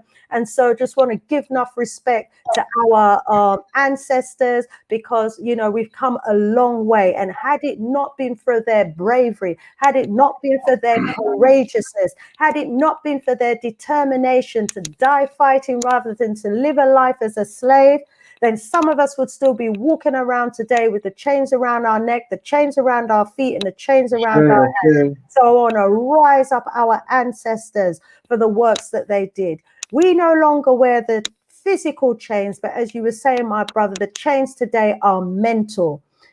Black skin, white mind, mental enslavement. And the works that we've got to do today now is to get back our own mind, our African mind, to reclaim our African heritage, our African history, our African lands, and our Africanness. And to overs that there are some cultures that are unique to the Europeans, like their lifestyle and that they like to live, that is not African. And we have to make the distinction between what is African culture and European culture, and not be misled through their education system into thinking that, you know, it's one big melting pot and we're all the same. No, we're not all the same. We have different cultural backgrounds and we're from different stocks as well. But that's another conversation, maybe for another time. Someone was putting in the chat about Namibia as well. I think maybe that's something that we can touch on. My brother Kwaku, I wonder if you'd like to say something about the insulting offer by the Germans to the Namibian people. As you know, Namibia, they suffered, some of the worst genocide. Their people, about 80,000, and I'm sure that's just a minimum number, of at least 80,000 of their people wiped off the face of this earth. The first, concentration camps, their people suffered at the hands of the same brutes that we're talking about that emerged from the Caucasus Mountains and have been slaying the people of the land after land, coming all the way down from the Caucasus Mountains across Asia Minor, right up to Africa, across Europe. They've been slaying all of the original peoples of the land, and they came into Africa, and then right up until the turn of the last century, they were slaying people, on the motherland as well. We've got so many documented accounts in history now of, the slaying that's been happening on the continent. Millions of people wiped out. And as we know, the people of Namibia decided that they were going to claim compensation for the loss of some of their people at the hands of the Germans while the Germans were occupying their lands. And they were offered a really insulting amount. Let me see if I can find the amount. It was millions rather than billions. Germany offered them a mere £9 million in reparations for the massacres that left tens of thousands of the indigenous people dead during their 1904 uprising. Of course, the president of Namibia turned it down as an insulting offer. 9 million, for the massacre of tens of thousands of people, when, we can consider that, not so long ago, we were having a discussion about the 3.5 billion that was offered by Zimbabwe, wrongly so, some of us believe, offered by Zimbabwe to the few so-called former farmers, former Rhodesia Army members who were also involved, some of them, I believe, in slaughtering the Africans during the Rhodesian War that happened in Zimbabwe. But that's a whole different conversation for another time. But, my brother Kwaku, we're going to go over to you quite soon. Brother Dr. Abu, welcome to the group. We're going to turn to you very shortly. We can see you there. You're on the screen. But let me go to Brother Kwaku and find out your opinion, please, about the German offer, in comparison to what we were recently looking at on one of my shows when we were looking at the offer that the Zimbabwean government have made to the white farmers for so-called infrastructural claims, the claim for infrastructure that they had supposedly left on the land when they were chased out by the people. Come in, please, Brother Kwaku, Prophet Kwaku. Yeah, autopsies. You see, Sister Shanice, this is all about power. I don't need to go into no long sermon about it. It's about power. The Europeans struck themselves around the planet very egotistically because of their military might. Everything that they do is backed up by a strong military machinery. And because they control Brother Abu, the air... I think we're getting a lot of interference from you, Brother Abu, Dr. Abu. Dr. Abu, you might need to put your phone on mute for us, please. Okay, sorry about that. Continue, please, Prophet. Yeah, it's about power. And there were some things my brother said, Leo said, that I did not agree with. I don't agree that we must deal with the era now. I don't agree with that now. I think that in the era now, we're benefiting from the sacrifices that was made by those previous to us. So we are enjoying the so-called liberties and freedoms that our ancestors could not have. Doesn't mean we're not still being murdered, killed, and abused, etc. But we have a bit more autonomy to say what we want about them, to organize ourselves than our ancestors did. I asked a question many years ago to an elder of mine, and I was probably my early 30s then. And I said to him, boy, this struggle thing, boy, you know, look like we're ever gonna achieve anything. He turned to me and he said to me, he said, the struggle was here before you came, and it will be here when you're gone. Just do your bit. And that's what we're doing. We must prepare for the future. We have to look at the future. All other groups think 100 years ahead. We're just thinking about the era now. That's why our youth them is out there shotting white man drugs, cocaine, heroin, ash, all them kind of drugs, that amphetamines that give people hallucinating mind things and mess up them brain. And I sent a lot of our young people to models, psychiatric ward and all that. That's a whole another subject that we don't normally cover. We speak more about the prison system, but a lot of our people are in mental institutions. So we have to think about the future. We got to do the work now so that they can benefit in the future. Just like we are benefiting now from what they did in the past. We must never forget. We're in the month of Messiah. August the 17th, Marcus Messiah Garvey was born, 1887. But prior to Marcus Garvey, 5 days ago, in 1791, the Africans in Haiti met and had a spiritual event leading up to the revolution in Haiti in August the 22nd, 1791. So we're in a very important month in the calendar of our story. So the past determine the present. Present determine the future. We must always look to the future. Look for the China them now. They might control Anka. Who can tell China what to do? The boy can't tell China. With them can box up the little China boy them in an Anka and slap them up. Who can talk to them? Because they have the military might to back themselves. So it's about power, my sister. That's why the Germans can be insulted. Offer £9 million. What's 9 million? You can't even use 9 million in the budget of bloody London. You want to give that to a country.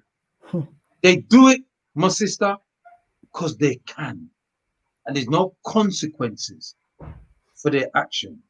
Next thing that I disagree with, I don't want to be equal to white people. I don't want what them have. I don't want to be like them.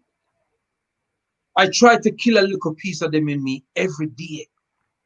I know that I have them in me through the man's musical situation we find ourselves in. I don't want to be equal to them. I don't want to be an equal madman, madwoman, rapist, pillage, deceit, deceiver, speak with fart tongue. I don't want that.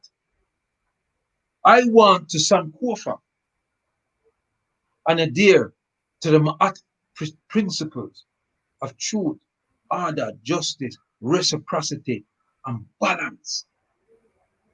That's what I'm achieving for. I want to reach the Ab and Asar of myself and remove from the Sa woman. So I don't want to be equal for them. My demands don't ask for equality. My demands is that you leave me, my people, them, to develop ourselves from our own cultural modality. I don't want to be equal to them. Look what their society is. You want that?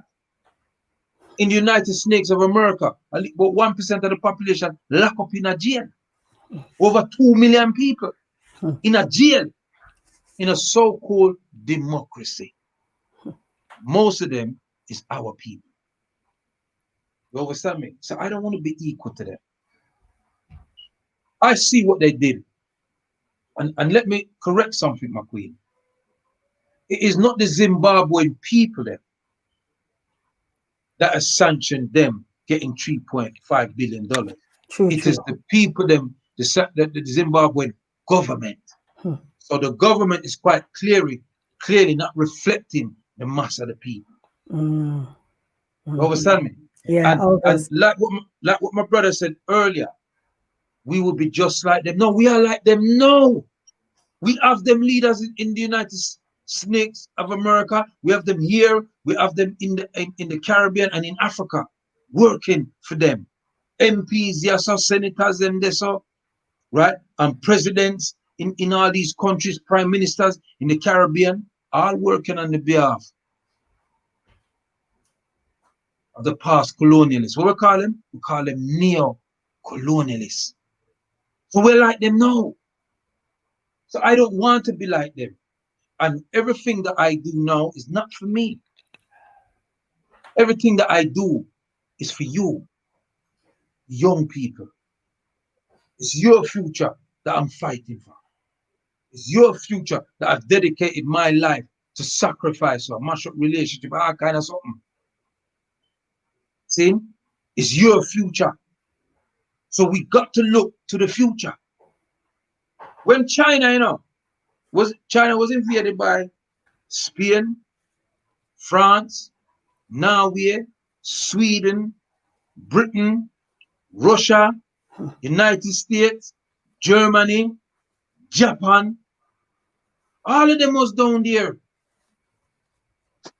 Read the Boxer Revolution. And when them leased Hong Kong to Britain, the Chinese man them who leased Hong Kong to Britain, them is not live now. But it wasn't about them. They had a plan. They followed the philosophies and opinions of Marcus Mosiah Garvey. Everybody else have followed except for we. And they used that to liberate themselves. And now look at China today, marching to Hong Kong with the Red Army and Britain have to rest up themselves. And all the United States can just posture and run up their mouth and send them to SARS and all them disease. A biological warfare going on the planet. That's what's happening. People don't realize and them can't see. That's why you must always sound Kofa. Look what they was talking about before. Them did have cyber war, economical war. No, it's biological war. Because they can't go into a conventional war. Because nobody can win that. You understand what I said? You see? So what they did to our brothers and sisters in Zimbabwe is tantamount to treason. And the people them need to rise up like the Africans them rise up in Mali. I mean the Malian government have to shut down, resign, because they're not doing nothing to help the Africans. They're allowing France to keep coming there and stealing all their resources, like what my brother mentioned earlier. So I don't want to be equal to them. You understand? I want to do what we can do to elevate ourselves. And in terms of the compensation, I hear all of that. But no, the system that we are in now, is a monetary system. If you don't have it, you can't pay your bills. You can't run the something you run, That's just the way it is. Them are control. You just have to accept them are control now. But what we want to do in the future is change. The dynamics of what's happening now and return to something more tangible that benefits all. But for now, yes, compensation is a must. We are dealing with money have to run. But before that happens, we have to organize ourselves so that we have to create our own banking systems, so that any monetary compensation that may come is going to go into our banks. We're going to have the proper people them who's skilled in e-commerce to deal with the how to disseminate it amongst the people them that needs it the most. You understand what I'm saying to you, sis? Yeah? Absolutely. So you know, I don't run away from the money argument. I'm not on that. Money have to run. Because if we don't have it in the time where I live, a freedom system where I live, we're not living in our system. We're living in a freedom system. But you can't have that without this. Right. Money is not African people's problem because we got loads of it. Right. We got Africans over the world who are billionaires, millionaires, all kind of ears. But they don't use their wealth for the benefit of their people. They use it for the benefit of the enemy. What's what I'm saying to you? Yes. Yeah. So you know, I appreciate love any African who's standing up for African liberation. But we not only have to liberate ourselves economically, we have to liberate ourselves culturally. We have to liberate ourselves spiritually. That's what I'm saying to you, right? And we have to we got to look at what it was that destroyed our habitats, and a lot of it is on us ourselves. And we have to be honest about those stories and how we're going to rectify them. You know, I hear my brother said about we created them and them come from we. You know, that is a theory. But there's also another theory that says that all the races emerge simultaneously in different parts of the planet. You understand what I'm saying? Yeah. And so I understand that concept of the lower self. In ancient Kemet, they call it Sa'uman, your lower self, your animalistic self. I don't know, maybe some ancient African scientists wanted to see what the lower self would be if you created it. If that is the case, now we see what the lower self is. And the lower self, I'll give you some blows and skirt lick. You understand me, I said? Yeah. And so I don't adhere to that concept at all. I don't accept that we and them is kin. Because Mother Earth and the planet and the stars and the sun tells me something different. If them sit down in the sun with me at them above, yeah, I can sit down in a lot longer than them. Me don't need no sunscreen. You understand me, I said? But they need it. You understand me, I said? So I don't adhere to that. My brother, rise up yourself there. I mean, only because of time, but this is a conversation and a topic that we will be returning to. And you know, we hear what you say on the compensatory side of things and how money run things in this society today. And also we hear, you know, the earlier argument from my brother Leo as well, the importance of us getting into our right mind. And I know you subscribe to that as well, because definitely, if we have the money today, and like you say, we don't have the knowledge and everything in place to be running our own economies, then we're simply going to be putting that money into their economy, which they run and they control, which is why they can put sanctions on other countries and withhold money from some of our African countries, so that they have to go to them to beg them for money. We have yet to set up our own independent systems. And before you come back though, because of time, let me bring in Dr. Abu, who we have in the house. Vudum, Dr. Abu. Vudum family, rise up. You know, I want to rise up. Brother Leo, salute the eye. You know, Prophet Kwaku. Greetings, soldier. Greetings, my soldier brother. All the time. And to you, Empress Shanice. Wonderful vibration. Vudum, thank you, Dr. Abu. All the time. It's man, I hear it. I hear it, my sis. I hear the argument, you know. Everything them said, every action that we take routinely rears in our imagination. You understand? You know, our thoughts, always think about one another, play a great role in our development. What we do to one another play a great role in our development. And we must always think of that. We must stop being seasonal people and become everyday people. You understand? I can't just become liberated for Marcus Garvey birthday and all of these things. These things is what Zungu have done to us, just like how they gave us Stephen Lawrence Day. And we forgot that other people is around. We got to be careful, you know? Reparation is a must. We're not seeking reparation to equal with white people. You understand? Because we know what Europeans have done, the scramble for Africa, and before that. You understand? But before we even jump the gun and go way down the south, let's start right yourself and see what they have done to our parents when them come here to help them. And if we start to deal with that, then we can go down the road. You understand? But we can't jump over because many of the young people in London doesn't know the contribution of those people. And it's a shame. It's a shame. It's a shame when we can talk about Marcus Garvey's majesty and nobody talk about Granny T around the corner where help liberate us that we can be here not talk about we're brutish. You understand? Them said man plan, but the Almighty is the best of planner. And I will stick on that side of the Almighty. You understand? Because that's the only way we're gonna get through this thing here. We have to stick. I am one with nature. I am not one with Jehovah and those fellows. Because I don't know them. You understand?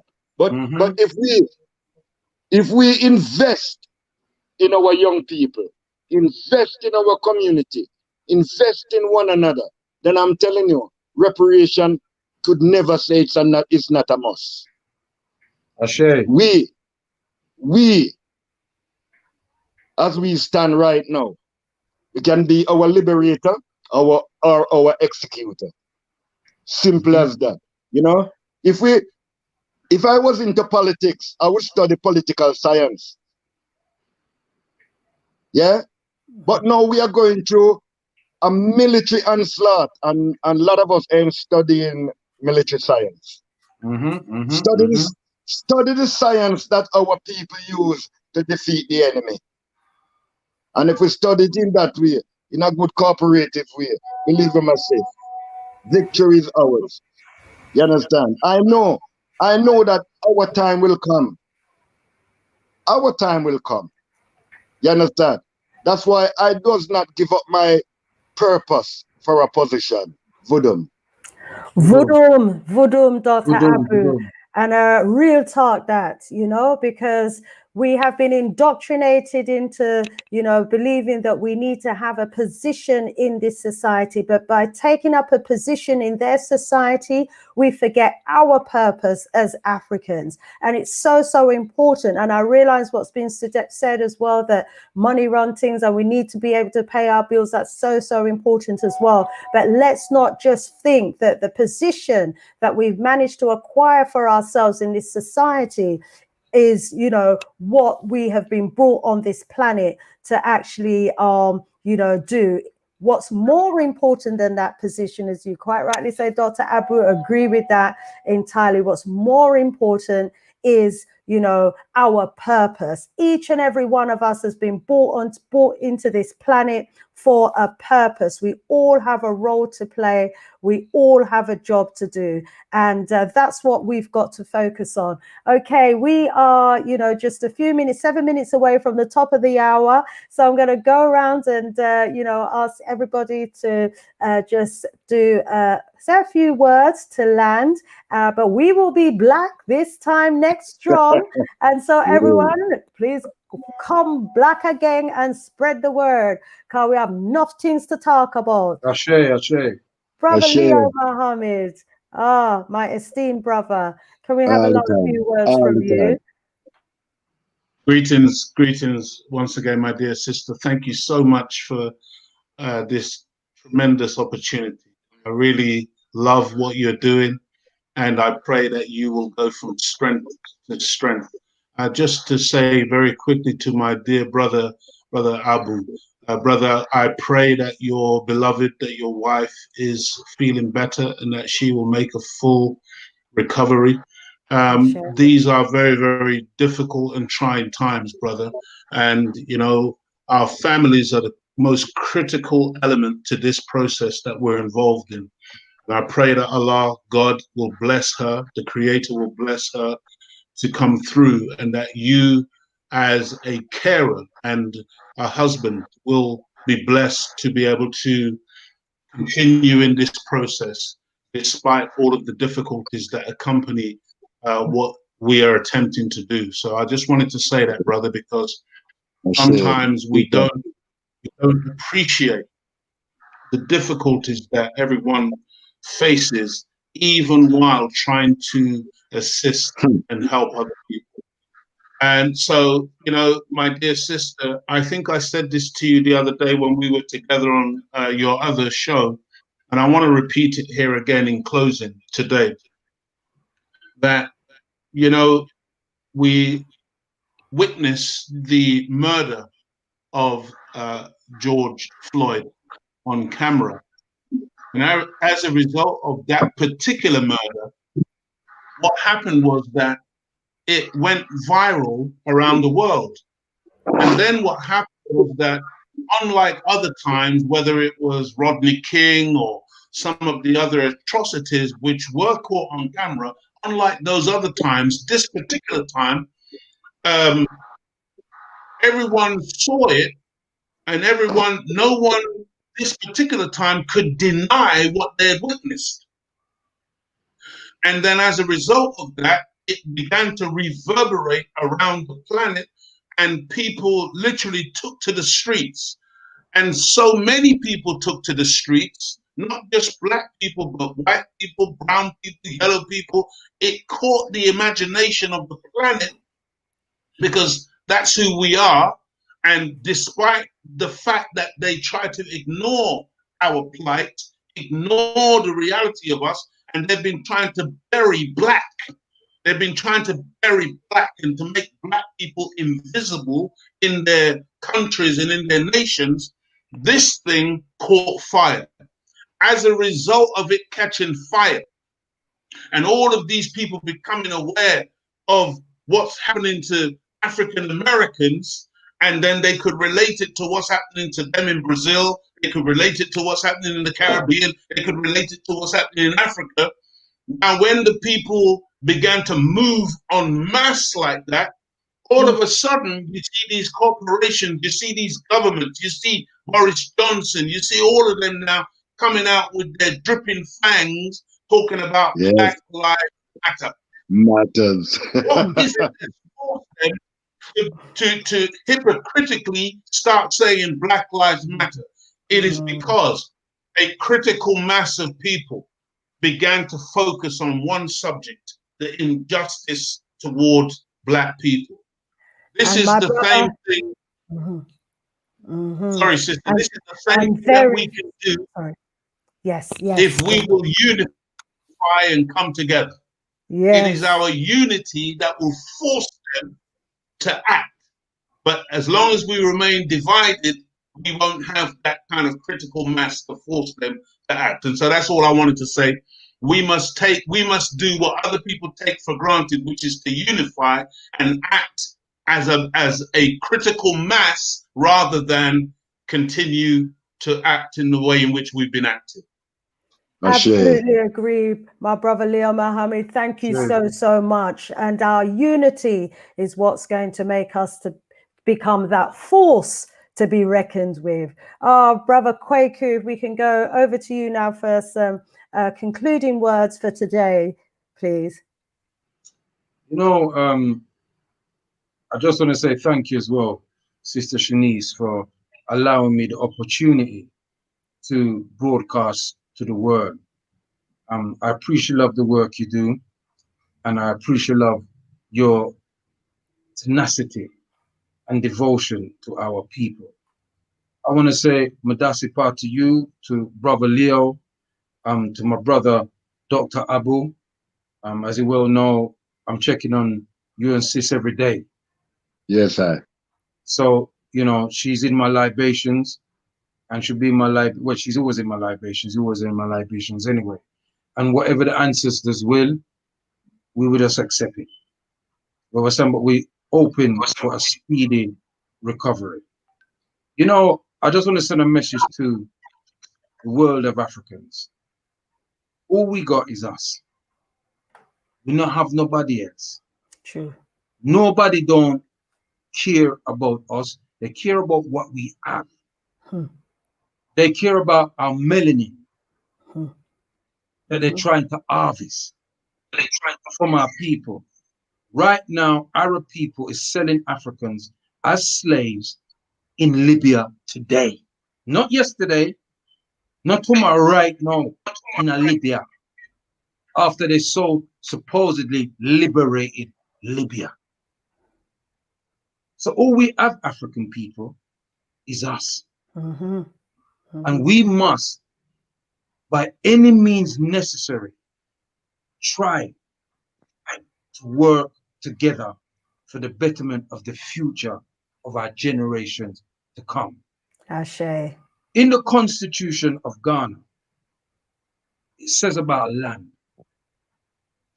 And in the Constitution, it says land belongs to those yet to come. Let me repeat that. Land belongs to those yet to come. That means we have no rights over the land. We're just the custodians of the land. We're just looking after it for those who's yet to come. Ashe. And so the Europeans do not have that concept. They are greedy, they are treacherous, they're sneaking, and they speak with forked tongue. And any Africans siding with them is the same. Never you as an African say something that is the truth. You know it to be the truth. But because of the political power of another group to stop you from earning money, you capitulate in the face of them. You know who I'm talking about. Ashe. We must stand firm. Forward ever, backward never. Ashe. On that the last note, my quotation brother. I can give you Okay. is a quotation from the ancient Comedians. It said, be not arrogant because of your knowledge. Seek counsel with the ignorant as well as the wise. For knowledge in any field has never been set and no one's ever reached it. Knowledge is rarer than emeralds and gold, yet you can find it with the women that gather at the grindstones. Itepe, Ineke, Jea, Senebe. Onotimagba, Tonomefila, Olodumare, Jakimba. Hotep, rise up, rise up. Thank you very much, dear Prophet Kwaku. Over to our brother, Dr. Abu, for some final words. Well, once again, give thanks to you, Brother Leo and Prophet Kwaku. Let us remain and be who we are. Inspiration to our people. I am not an entertainer. You understand? You know, an entertainer can put on a frock tomorrow and go down the liberator and do them thing there. You know, what's going to have us entertain them while we should be bringing inspiration to our people. We're a people of inspiration. You understand? But anytime we step on the other ladder and give up our purpose and take up a position, I can go out as Michael this morning and come back as Michelle because I give up my purpose and take up a position. So I say, Voodoo all the time, family. Voodoo. More power to the people.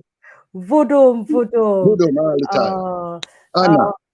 My brothers, I want to rise you all up. May you all continue to rise in power, rise in strength and health. And all being well, we will be black this time next strong. I want to thank the family that stuck with us through over the last 2 hours, who have been interacting with us on the chat. We thank you so much for being part of the discussion and part of the debate. We will be black this time next strong. So, you know, rise in you all up, each and every one of you. I want to thank also our sister Kai from the Diaspora channel. Thank you for being my moderator in the group. Thank you, my sis, and please do check out her channel as well. Thank you, family. One love, more power, more voodoo. More voodoo, more power. More voodoo. And I'm a virgin all the time. Okay. Honor, love, and respect. One love, family. One love. One love.